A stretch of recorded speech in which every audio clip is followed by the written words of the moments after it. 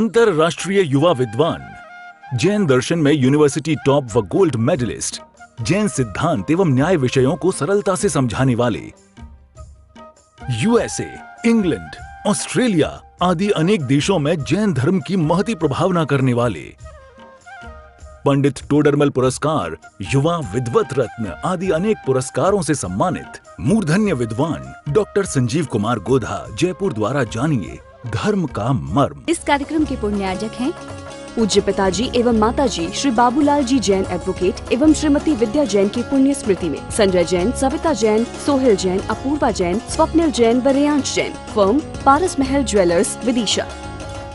हरिहंस सिद्ध सूरी उपाध्याय साधु सर्वे अर्थ के प्रकाशी मांग उपकारी है, तिनको स्वरूप जान राग ते भई जो भक्ति, काय को नमाए स्तुति को उचारी है।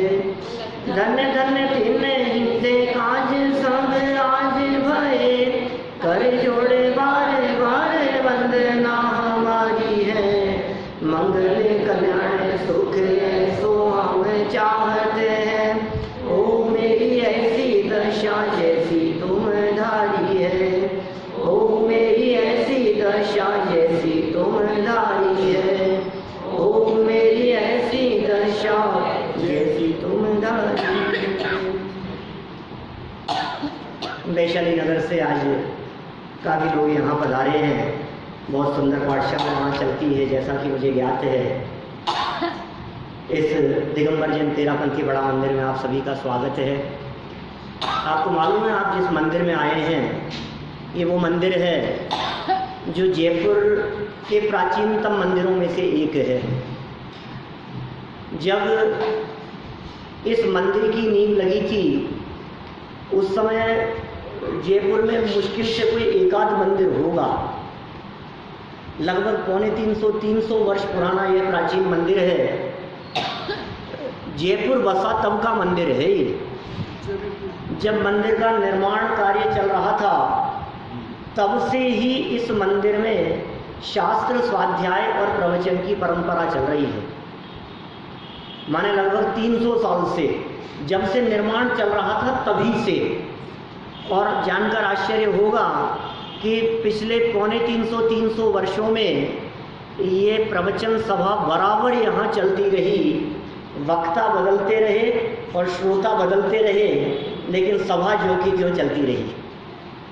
पूरे विश्व में यदि हम देखें तो पूरे विश्व में एक भी ऐसा दूसरा मंदिर नहीं मिलेगा जहाँ 300 वर्षों से लगातार प्रवचन सभा चल रही हो। पूरे विश्व में ऐसा मंदिर नहीं है। हाँ, ये अद्भुत मंदिर है ये। इस मंदिर में पंडित टोडरमल जी के प्रवचन बराबर हुआ करते थे। ऊपर लिखा भी है पंडित टोडरमल प्रवचन कक्ष। ये पंडित टोडरमल जी जयपुर जैन समाज के वे महान विद्वान हुए जिनकी प्रतिभा उस समय में भी पूरी दुनिया में थी। एक चिट्ठी का जवाब इन्होंने यहाँ से लिखा, वो हमारे पास में अवेलेबल है। वो है रहस्यपूर्ण चिट्ठी। शायद आप लोगों ने नाम नहीं सुना हो। हाँ, रहस्यपूर्ण चिट्ठी ये टोडरमल जी के द्वारा लिखी गई एक ऐसी चिट्ठी है जो मुल्तान नगर के निवासियों द्वारा लिखे गए प्रश्नों के जवाब में लिखी गई थी। मुल्तान नगर आज पाकिस्तान का नगर है। पाकिस्तान में हम ये कह सकते हैं, मैंने पाकिस्तान के लोगों को भी उस ज़माने में वहाँ जो लोग रहते थे उनको जो शंकाएं उठती थी उनके समाधान के लिए यहाँ बैठकर, इसी मंदिर में बैठकर उन्होंने उसके जवाब लिखे। उनकी प्रसिद्धि इतनी थी, समझ लो आप। ये उस ज़माने की बात कर रहा हूँ जिस ज़माने में आवागमन के साधन नहीं थे। आप 300 साल पहले के आवागमन के साधनों की कल्पना करो। बैलगाड़ी का ज़माना था और बैलगाड़ी में भी पहिए कितने चलते थे, कितने 10-20-25 किलोमीटर रोजाना चलती थी, फिर रुक जाती थी। एक चिट्ठी यहाँ से लिखो तो मुल्तान पाकिस्तान पहुँचने में महीने 2 महीने लग जाएं, और जो प्रश्न लिखे हो उनका जवाब आने में फिर महीने 2 महीने लगे। और उस ज़माने में जब ये यहाँ प्रवचन करते थे तो ये मंदिर में पैर रखने की जगह नहीं होती थी। ऐसे एविडेंस मिलते हैं हमारे को। माने 500-700-800 लोग बराबर यहाँ उनके प्रवचन सुनते थे। उनके द्वारा लिखा गया मोक्ष मार्ग प्रकाशक ग्रंथ वो अद्भुत ग्रंथ है, वो पूर्ण ना हो सका लेकिन फिर भी अपूर्व है, उसकी रचना यही हुई। सम्यक ज्ञान चंद्रिका एक ऐसा ग्रंथ है जिसका संबंध डायरेक्ट भगवान महावीर स्वामी की वाणी से जोड़ा जाता है, उसकी रचना यहाँ बैठ करके हुई टोडरमल जी के माध्यम से। दिगंबर जैन परंपरा का पहला ग्रंथ कौन सा है जानते हैं आप? गोरो बच्चों से पूछ रहा हूँ। षटखंडागम, नमोकार मंत्र जिसमें लिखा गया मंगलाचरण के रूप में, सुना है ना कभी? षटखंडागम ग्रंथ जो धरसेनाचार्य के निर्देशन में भूतबली पुष्पदंत आचार्य ने लिखा, श्रुत पंचमी आने वाली है, 7 जून की है। उस ग्रंथ को आधार लेकर गोमठ सारादि ग्रंथों की रचना की नेमीचंद्र सिद्धांत चक्रवर्ती आचार्य ने, षटखंडागम को सार लेकर के। ये नेमीचंद्र सिद्धांत चक्रवर्ती वही आचार्य हैं जिनके निर्देशन में श्रवण बेलगोला की प्रतिमा बनी। भगवान बाहुबली स्वामी की जो प्रतिमा जिनके निर्देशन में बनी या प्रतिष्ठा हुई, वे नेमीचंद्राचार्य। उन्होंने क्या काम किया? षटखंडागम जो पहला ग्रंथ था उसका सार लेकर के गोमठ सारादि ग्रंथ लिखे, और वो जो गोमठ सारादि ग्रंथ लगभग 1100 वर्ष पहले लिखे गए थे, उनको वेश बनाकर उनकी टीका व्याख्या यहाँ इस मंदिर में बैठकर पंडित टोडरमल जी साहब ने 300 साल पहले लिखी। माने भगवान महावीर स्वामी की वाणी का संबंध षटखंडागम से जोड़ा, षटखंडागम से गोमठ सारादि की रचना हुई। गोमठ सार, जीव कांड, कर्म कांड, लब्धि सार, क्षपणा सार, ये सब नेमीचंद्र सिद्धांत चक्रवर्ती आचार्य द्वारा रचना हुई, और उनकी टीका सम्यक ज्ञान चंद्रिका वो यहाँ बैठ करके लिखी गई। आज भी ये हस्तलिखित प्रतियां इस जिन मंदिर में मौजूद हैं। ये जो पिलर देख रहे हैं ना, कभी कभी मैं ऐसा महसूस करता हूँ कि टोडरमल जी साहब यहाँ हाथ लगा करके चर्चा करते रहते होंगे। न केवल वे अद्वितीय विद्वान थे, विद्वत परंपरा के शिरोमणि थे, उनके निर्देशन में 20-50 विद्वान तैयार हुए। पंडित जयचंद जी चावड़ा, पंडित सदासुखदास जी कासलीवाल का नाम यदि आपने सुना हो तो, सदासुखदास जी कासलीवाल वे विद्वान हैं जिन्होंने रत्नकरण श्रावकाचार्य की टीका लिखी। जयचंद जी चावड़ा साहब ने बहुत काम किया। पंडित बुद्धचंद जी, पंडित भागचंद जी, ऐसे अनेक विद्वानों की परंपरा यहाँ इस जन मंदिर के अंदर रही है। वर्णी जी भी यहाँ आए, यहाँ चातुर्मास किया था वर्णी जी ने, 4 महीने रहे थे यहाँ। विद्यानंद जी ने भी किया है यहाँ। मतलब काफ़ी प्राचीन मंदिरों में से एक मंदिर है, और ये अपने आप में एक ऐतिहासिक मंदिर है। मैं जब पूरे देश और दुनिया में जब कभी भी कहीं जाता हूँ और लोगों को पता लगता है इस मंदिर के बारे में, तो लोग यहाँ मंदिर के दर्शन करने के लिए आने में बहुत गौरव का अनुभव करते हैं। पहले से ही पूछ करके आते हैं, चाहे अमेरिका से आ रहे हों लोग, चाहे कनाडा से, चाहे लंदन से, कहीं से आ रहे हों लोग। जहाँ जहाँ मैं जाता हूँ तो लोग ये कहते हैं हमें जयपुर आना है तो उस मंदिर के दर्शन जरूर करने। ये ऐसा प्राचीन मंदिर है जिस मंदिर में आप लोग यहाँ आए हैं दर्शन करने के लिए। निश्चित तौर पर यहाँ आना ही बहुत पुण्य का कार्य है, और तीव्र सातिशय पुण्य बनता ही है। लेकिन भाव बने हमारे यहाँ का जो काम दिखाई दे रहा है, ये भी ये प्राचीन तीर्थ क्षेत्रों की रचनाएं यहाँ बनी हुई है। सम्य शिखर जी की रचना है, बहुत प्राचीन, उसी जमाने की है, 350 साल पुरानी, जयपुर वसाता उस समय की। इधर गिरनार जी की रचनाएं हैं। वहाँ उस कॉर्नर में सामने देखेंगे तो एक पंच कल्याणकों का दृश्य दिखाया हुआ है उधर, और इधर लेफ्ट साइड में देखेंगे तो वहाँ तीर्थंकर माता के स्वप्न दिखाए हुए हैं। तो ये यहाँ बराबर सभा चलती है, और काम यदि देखेंगे ना आप, ये वहाँ जाकर के स्टोन वगैरह को यदि आप देखें, टच करके देखें, तो आप फील करेंगे एक एक जो डिजाइन बनाई हुई है वो पूरी डिजाइन इस तरह से बनी है कि एक एक लीफ को काट करके अंदर फिट किया है। ताजमहल में जो काम हुआ है ना, वही काम है। 300 साल पहले मशीनें तो थी नहीं, सब हाथ का काम है। एक एक पत्ती को काटना और उसको काट करके अंदर सेट करना, ये सब आसान नहीं है ये सब काम। एक दुलीचंद जी ग्रंथ भंडार भी है यहाँ, यहाँ बहुत दुर्लभ पांडुलिपियाँ और हस्तलिखित ग्रंथ हैं। सैकड़ों की संख्या में पांडुलिपियाँ यहाँ मौजूद है। पांडुलिपि जानते हैं किसे कहते हैं?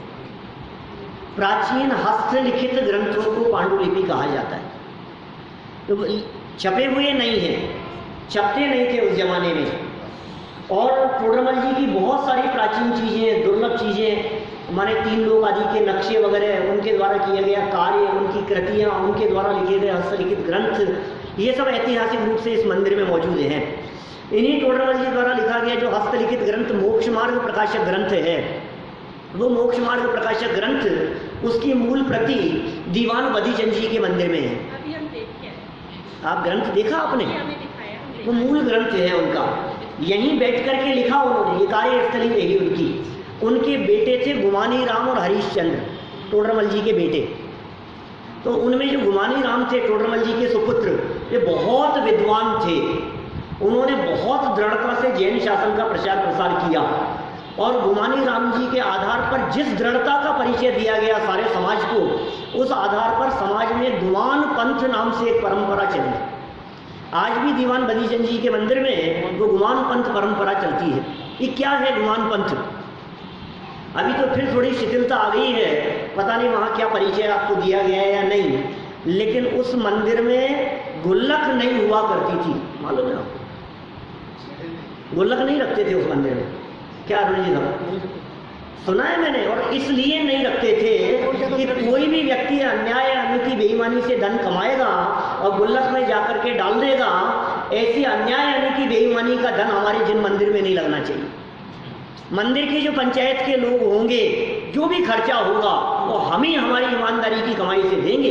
ये इतनी दृढ़ता वहाँ थी। जिन मंदिर के अंदर मालन को प्रवेश करने का अधिकार नहीं था, बोलो, मंदिर के बर्तन भी वे स्वयं मांजते थे। जिन मंदिर में पंखा नहीं था अभी भी थोड़े समय पहले तक भी, माने इतनी शुद्धता। आज भी जिन प्रतिमा के ऊपर वहाँ कलश नहीं होते, सिर्फ प्रक्षाल होती है। जब चतुर्दशी के दिन, अनंत चतुर्दशी आदि के दिन जब कलश होते हैं तो सिर्फ सामने से धारा दिखाई जाती है, पंचामृत आदि का तो सवाल ही नहीं है। माने ये सब शुद्ध आमनाई के मंदिर, ये दिगंबर जैन तेरापंथी बड़ा मंदिर, दीवान बदीचंद जी का मंदिर, ये बहुत उत्कृष्ट मंदिर हैं जो ऐतिहासिक मंदिर हैं। और विस्तार से परिचय देने की तो कुछ ज़्यादा इस समय और अवकाश नहीं है। बाकी टोडरमल जी के ऊपर ही लगभग 1 घंटे का मेरा प्रवचन है जो यूट्यूब पर अवेलेबल है, और भी यूट्यूब पर लगभग 1000 प्रवचन हैं, वीडियो प्रवचन, जो संजीव गोधा के नाम से अवेलेबल है। विदेशों के भी बहुत सारे प्रवचन हैं। तो टोडरमल जी का भी यदि पूरा परिचय जानना हो तो एक सिंगल प्रवचन 1 घंटे में इस जिन मंदिर का और वहाँ का वो पूरा परिचय आपको जानने को मिल सकता है। लगभग 30 साल से तो मैं यहाँ आ रहा हूँ, 34 साल हो गए मुझे यहाँ आते हुए, इस जिन मंदिर में आते हुए। तो हमारा यहाँ दैनिक सभा में एक ग्रंथ चल रहा है, लगभग 1 साल हो गया इस ग्रंथ को चलते हुए। ये है क्षत्र चूड़ामणि ग्रंथ। पिछले 25-30 वर्षों में बहुत सारे ग्रंथ हमने यहाँ आद्यपंथ चलाए हैं। अभी क्षत्र चूड़ामणि चल रहा है, जीवनदर चरित्र। तो हम आगे बढ़ते हैं जीवनदर चरित्र की चर्चा से। हाँ सर। छोटे दीवान जी का मंदिर, बड़े दीवान जी का मंदिर, हाँ, इधर नूरुद्दीन का मंदिर, और भी मंदिर, ये सब तेरापंथ का मंदिर। हाँ सही बात है। एक मिनट, एक सेकंड आपका बोलिए। मैं आप लोगों को बताना चाहूँगी माइक। कि विजय सलाह बहुत ही विद्वान, आप लोगों ने देखा होगा, जो 30 साल से प्रवचन कर रहे हैं। और आप विदेशों में भी सब जगह जाते हैं। आप जब यूट्यूब पे देखेंगे तो इनके अमेरिका, नैरोबी और सभी जगह पे, हर जगह ही जाते हैं, प्रवचन देते हैं वहाँ पे। और हमें जो फ्लैट्स अभी हमारे पास है ढाई और जमपुरी, वो हमें आप ही उपलब्ध करवाए थे, इन्हीं से मेरी बात हुई थी। लेकिन जब मैंने यूट्यूब पे प्रवचन सुने और मैंने जो 3 लोगों की रचना सीखी है वो आप ही के प्रवचनों से सुन करके उसमें पहले मैंने अपने आप को तैयार किया, उसके बाद मैंने बच्चों को पढ़ाया। फ्लैट्स के लिए उनसे बात की, उन्होंने मुझे अवेलेबल करवाया। एक बार आप इनके सम्मान में थोड़ी ताली दें। और हम बहुत गौरवान्वित हैं, आपने हम सबको ये इतना सम्मान दिया, इतना समय दिया, हम इसके लिए आप सबका आभार हैं। आज ही निकल रहा हूँ बाहर 1.5 महीने के लिए। चांस की बात है कि आज मिलना हो गया। शाम की फ्लाइट से निकलूंगा मैं। पहला कार्यक्रम मेरा न्यू जर्सी में, आप लोगों के लिए परिचित रहते हो तो आप लोग सूचित कर सकते हैं। 1 वीक का कार्यक्रम न्यू जर्सी में है। न्यू जर्सी के बाद में 1 वीक का कार्यक्रम मायामी में है, फ्लोरिडा में। उसके बाद 1 वीक का कार्यक्रम डलास टेक्सास में है। उसके बाद 1 वीक का कार्यक्रम शिकागो में है। और उसके बाद में करीब 10 दिन का कार्यक्रम लॉस एंजल्स में है। वहाँ जैना का बड़ा कन्वेंशन भी होने वाला है। सभी जगह पर दोनों टाइम लगभग प्रवचनों के आदि के कार्यक्रम रहेंगे। तो कोई परिचित हो तो आप हमें सूचित कर सकते हैं। और ये जैन शासन समझना, ये जैन कुल जो मिला है हमारे को, जिस जैन कुल में हम लोगों ने जन्म लिया है ये बहुत दुर्लभता से मिला है। माने ये मनुष्य जन्म कितना दुर्लभ है, इस पर भी 2 अलग अलग प्रवचन है, एक नैरोबी का है, एक सिंगापुर का है। तो बहुत ही मार्मिक चर्चा है उसमें कि ये जीवन जो मिला है, हम जैन कुल में हमने जन्म लिया है। तो ये बात सदा ध्यान रखना, जैनियों के योग्य आचरण क्या होता है, जैन कौन होते हैं, जैनियों का जीवन कैसा होता है। यदि इस बात को आप सदा काल ध्यान रखेंगे कि हमारे निमित्त से कभी जैन धर्म बदनाम नहीं होना चाहिए, तो निश्चित तौर पर आप सभी का जीवन उज्जवल होगा। और वहाँ आपकी पाठशाला चलती है, बहुत अच्छा पढ़ाते हैं, अच्छा चलता है। बराबर पाठशाला का लाभ लेते रहना, पढ़ते रहना, सीखते रहना, समझते रहना, क्योंकि सुख और शांति का मार्ग यदि कहीं मिलता है तो एकमात्र ये जैन शासन से ही सच्चे सुख का मार्ग मिलेगा। बाकी तो कितनी भी दौड़ लगा लो आप, कहीं सच्चा सुख मिलने वाला नहीं।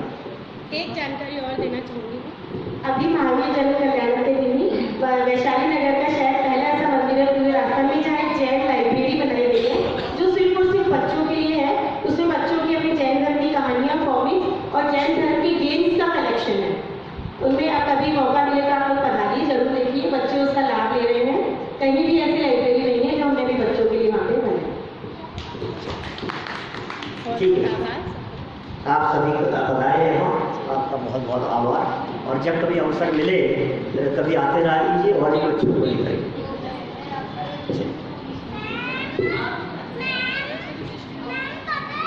जीवनदर चरित्र की अपनी यहाँ चर्चा चल रही थी। ठीक है, ठीक। जीवनदर कुमार विद्वान और अविद्वान का यहाँ परिचय दिया जा रहा था, कौन विद्वान है और कौन अविद्वान है। और कल काफ़ी चर्चा अपनी इस संदर्भ में यहाँ हुई है। आज यहाँ उसी चर्चा को थोड़ा सा आगे बढ़ाते हुए ये स्त्री का स्वरूप यहाँ से चर्चा को आगे बढ़ाना है। पेज नंबर है 349, देखिए 349 नंबर का पेज है, 58 नंबर का श्लोक है। मदमात्सर्य माहेश्यार राग रोषादिभूषिता असत्या शुद्धि कौटिल्य शाक्य मौर्य धनास्त्रिय। लो, कौटिल्य की चर्चा कर दी इन्होंने, कुटिलता, कुटिलता की बात कही। क्या कह रहे हैं? स्त्रियां घमंड, डाह, छल कपट, प्रीति, विरोध और क्रोध से भूषित और झूठ, अपवित्रता, कुटिलता, शठता और मूर्खता है धन जिसके, ऐसी होती है। ये कहाँ की बात कह दी है? नीतिकारों की बात कह दी है। बहुत सारे गुण यहाँ बतला दिए गए। कल जितने गुण बतलाए थे आज उन सब के ऊपर पानी फेर दिया। इनमें कोई शब्द ऐसा नहीं है जो शब्द आप लोगों के परिचय में ना हो, इसलिए कुछ चर्चा न करता हुआ सरल अर्थ के माध्यम से आगे बढ़ता हूँ। स्त्रियों में घमंड, मात्सर्य, ईर्ष्या, मायाचारी, राग द्वेष, मोह, क्रोध, झूठ, अपवित्रता, कुटिलता और मूर्खता आदि दोष स्वभाव से ही होते हैं। माने स्वभाव से इस तरह की प्रवृत्तियां देखी जाती हैं। अब उसके पीछे आप देखिए, एक परिवार में 2 भाई शांति से रह रहे हो, लेकिन शादी हो जाने के बाद में फिर वो शांति से नहीं रह पाते। क्या कारण है? पिछले 25 साल से साथ में रह रहे थे ना, एक ही घर में उठते बैठते थे, साथ में खाते थे, साथ में बिजनेस करते थे, काम करते थे। अब ऐसा क्या हो गया कि घर अलग अलग हो गए? अब ऐसा क्या हो गया कि घर टूट गए? कुछ तो हुआ होगा। 25 साल से साथ में जन्म से खेलना कूदना खाना पीना, और आज भी उनमें परस्पर में बहुत प्रेम दिखाई देता है। लेकिन जैसे ही शादी हो गई अब बस फिर वो कुछ न कुछ खींचतान चालू हो गई। ये इस तरह की बातें यहाँ इन्होंने कही है। देखिए इसी स्वरूप के संदर्भ में कुछ और कथन करते हैं। 59 नंबर का श्लोक है। निर्घृणे निर्दये क्रूरे निर्व्यवस्थे निरंकुशे पापे पाप निमित्ते च कलत्रे ते कुतः स्पृहा। घृणा सहित दयाहीन, दुष्ट, अव्यवस्थित, स्वच्छंद पापरूप और पाप की कारणभूत स्त्री में तेरी इच्छा कैसे होती है? हमारे कुल मिलाकर के देखो, बुराई करने का प्रयोजन नहीं है।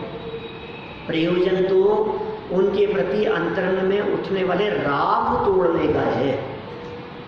अंदर में जो विकार भाव उत्पन्न होता है उसको दूर करने का मूल प्रयोजन है, बाकी और कोई प्रयोजन नहीं है। उद्देश्य तो सिर्फ इतना ही है कि तेरी कहाँ इनमें प्रवृत्ति होती है।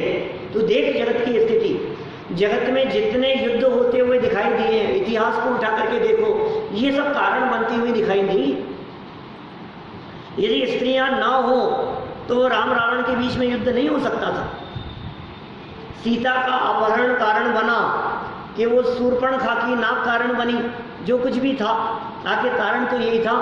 और तो और ये 14 वर्ष के वनवास की स्थिति भी न बनती यदि कैकेयी के परिणाम न बिगड़ते तो। सारा करने धरने के पीछे यदि कोई कारण दिखाई देगा, रावण का तो दोष दिखता है, लेकिन करे क्या? वो आखिर उत्पन्न कहाँ से हुई ये सारी की सारी चर्चाएं? तो यहीं से उत्पन्न हुई है। इसलिए भाई ये मायाचारी आदि अनेक दुर्गुण दिखाई देते हैं, तेरी इनमें कैसे प्रीति हो सकती है, ये बात यहाँ कही जा रही है। देखिए, हे भवदत्त विद्याधर, कहानी आप लोगों को ध्यान ही है। भवदत्त नाम का विद्याधर था, वो अपनी पत्नी को खोजता हुआ आया और जीवनधर कुमार ने उससे चर्चा करना शुरू किया। उसने अपना दुखद वृत्तांत सुनाया कि अपनी पत्नी को यहाँ छोड़ करके गया था। वो पतिव्रता स्त्री बेचारी बहुत दुख में होगी, कष्ट में होगी। तो जीवनधर कुमार ने उसे उपदेश देना शुरू किया। वो सारा उपदेश चल रहा है। स्त्री में ममत्व और आसक्ति रखने से आज तक किसी को कुछ लाभ नहीं हुआ है। हानि अवश्य हुई है, लाभ तो नहीं हुआ, हानि हुई है। जीवनधर कुमार के पिता राजा सत्येंद्र की दयनीय स्थिति का कारण स्त्री संबंधी आसक्ति ही रहा। रानी विजया में आसक्त थे ना। जीवनधर कुमार के पिता राजा सत्येंद्र माता विजया के मोह में इतने आसक्त हो गए कि राजपाट की तरफ ध्यान देना बंद कर दिया। और राजपाट की तरफ ध्यान देना बंद कर देने पर वो कौन था? सेनापति काष्टांगार ने राज्य हड़प लिया। तो आखिर ये जो परिस्थिति बनी, ये उनके तीव्र मोह और राग के कारण ही ऐसी परिस्थिति बनी है। देखिए फिर और कहते हैं, रावण के नरक गमन का मूल कारण रावण का सीता विषयक आसक्ति भाव ही समझना चाहिए। उसके नरक गमन का कारण भी यही था। शास्त्रों में स्त्री विषयक राग के कारण पुरुषों के पतन के हजारों उदाहरण मिल जाएंगे। हजारों ऐसे उदाहरण मिलेंगे शास्त्रों में जहां स्त्री के राग की वजह से अनर्थ होता हुआ दिखाई दिया। आप कौरवों पांडवों के युद्ध के पीछे भी आखिर द्रौपदी ही मूल थी। द्रौपदी के द्वारा कहा गया इतना सा वाक्य दुर्योधन के लिए, जब वो थोड़ी सी ठोकर लग गई पैर पर और ठोकर लगने मात्र को देखकर द्रौपदी ने कह दिया, अंधों के पुत्र अंधे। इतना सा वाक्य ही तो था, और जिसमें पूरी की पूरी महाभारत खड़ी हो गई। यहाँ स्त्री अर्थात भोग्य पत्नी के राग और आसक्ति भाव की निंदा की गई है। माता, बहन और सुता के रूप में स्त्री का जो पवित्र स्वरूप है, उसकी निंदा यहाँ नहीं समझना चाहिए। ठीक है, माने ये जो निंदा की गई है, ये सच में भोग परिणाम की निंदा है, भोगासक्ति की निंदा है और विकार की निंदा है। जीवनधर कुमार के उपदेश का परिणाम क्या निकला, देखो जरा।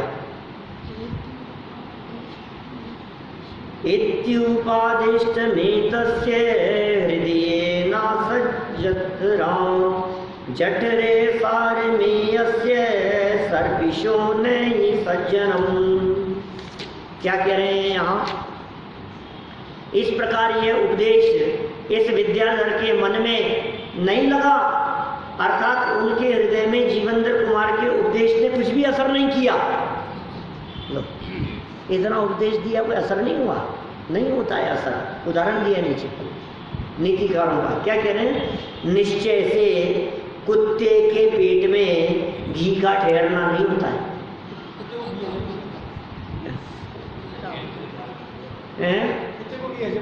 कुत्ते को घी हजम नहीं होता, ये कहावत है ये नीतिकारों की, 1000-1200 साल पहले लिखी है साहब। ये क्या कह रहे हैं? जिस तरह कुत्ते को घी हजम नहीं होता है, उसके पेट में ठहरता नहीं है घी, उसी तरह से जो मूर्ख अज्ञानी नादान व्यक्ति होते हैं उन्हें अच्छा उपदेश भी पसंद नहीं आता। आपने ऐसी परिस्थितियां कई बार पेश की होगी, सुना होगा। जब क्रोध आदि के काल में इस जीव की दशा बिगड़ती है, अंतरंग बहिरंग दशा, और उस बिगड़ी हुई अवस्था के काल में यदि कोई व्यक्ति थोड़ा सा धर्मोपदेश देने लगे तो नहीं पलट करके सामने जवाब आता है, बिल्कुल पलट करके सामने जवाब, अरे क्या बेकार की बात कर रहे हो, हमें रहने दो, हमें मत समझाओ, अपना धर्म अपने पास रखो, अपनी बातें अपने पास में रखो, हमको मत समझाओ। माने कैसा लगता है ये जिन व्यक्तियों के मंद कषाय रूप परिणाम न हो तब तक ये धर्म की चर्चाएं रुचती नहीं है, पचती नहीं है, समझ में आती नहीं है। क्या भैया?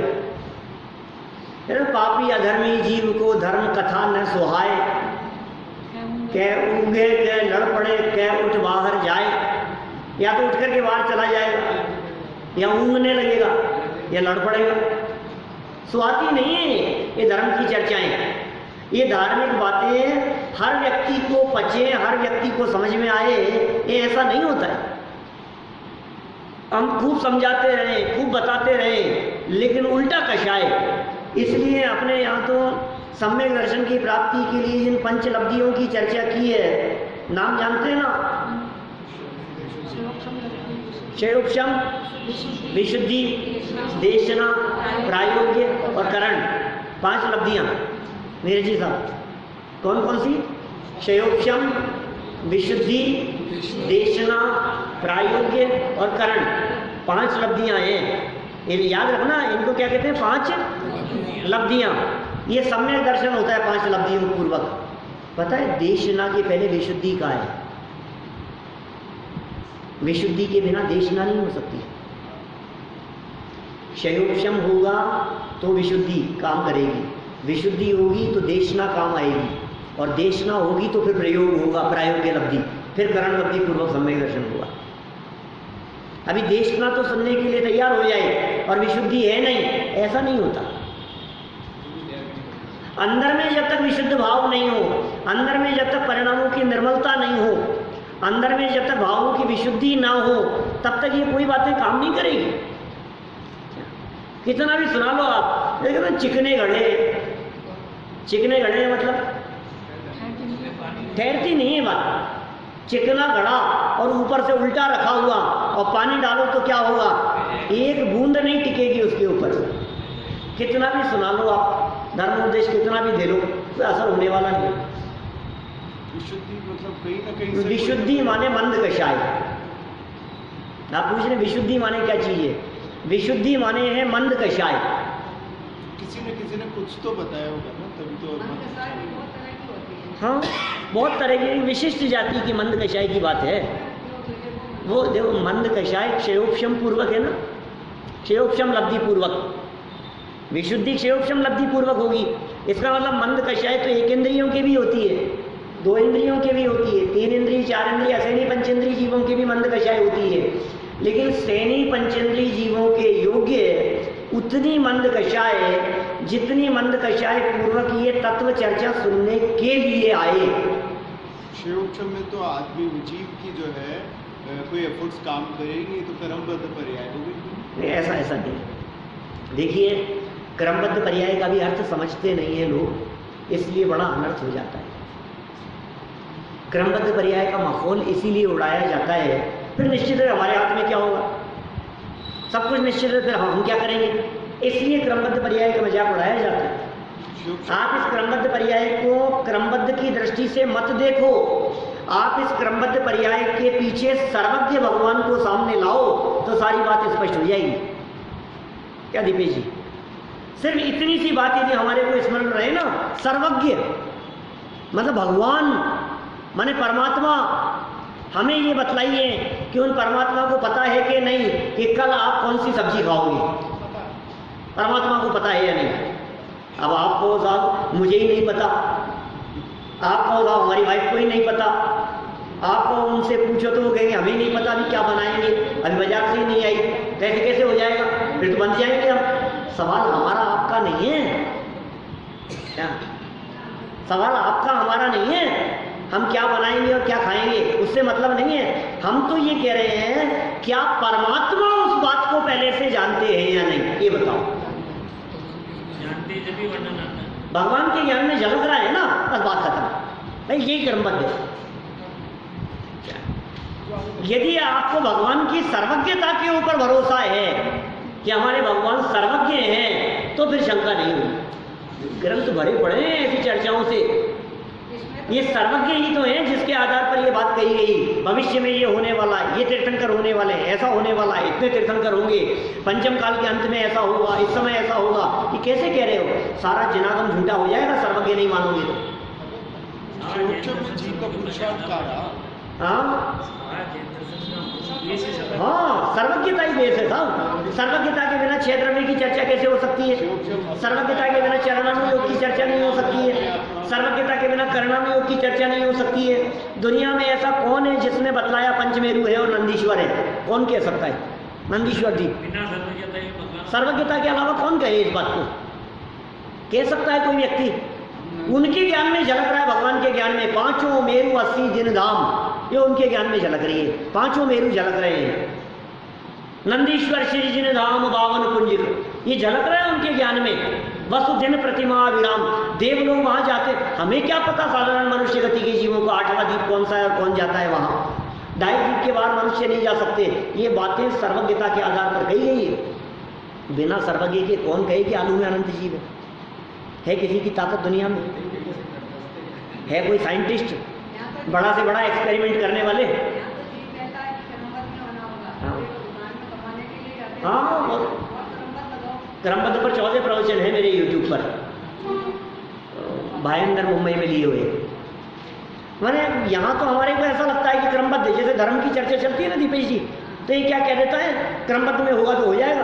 क्रमबद्ध का बहाना बना करके शिथिल होता है, और इसलिए क्रमबद्ध का जो निषेध करने वाले लोग हैं वो सिर्फ इसीलिए निषेध करते हैं कि आप क्रमबद्ध कह दोगे तो फिर लोग धर्म क्यों करेंगे, फिर मंदिर क्यों आएंगे, फिर पुरुषार्थहीन हो जाएंगे, इसलिए कहते हैं ऐसी बात। लेकिन हम ये कहते हैं इस क्रमबद्ध की स्वीकृति होने से पुरुषार्थ जाएगा नहीं,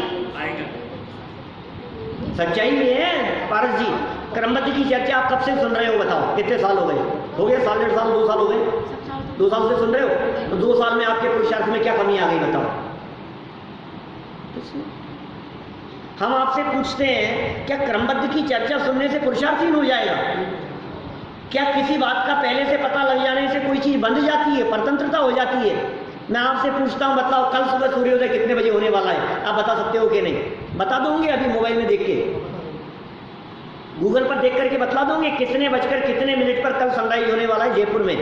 आप बता सकते हैं? पहले में अपने थोड़ी निर्भरता तो हुई है। हाँ ठीक है, आपने बतला दिया। अब मैं ये पूछता हूँ, जो टाइम आपने बतलाया, अब उस टाइम पर सूर्य को आना कंपलसरी हो गया, वो बंद गया?